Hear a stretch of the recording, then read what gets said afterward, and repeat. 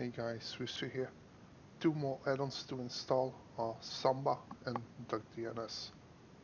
I already pre-installed them, but let's go through the settings. So if we go to Samba, we can turn on the auto update again. And if we scroll down, we have to put a username and a password in here. I'm going to make it easy for me.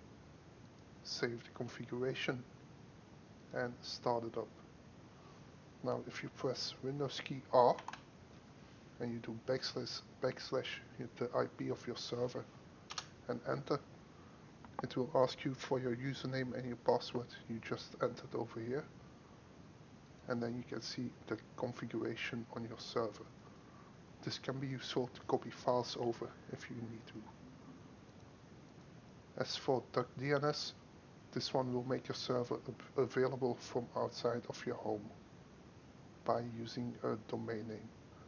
To do so, you go to DuckDNS, you sign in, and it will show you a token, and you can add a host name. I'm not going to do so because it will show personal details, but note those down. When you're done, you scroll down, you put the token over here, and you put the domain name here. Save the configuration,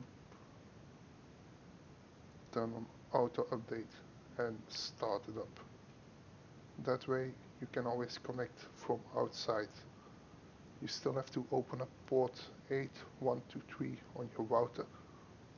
To do so, best to check your router settings. Enjoy.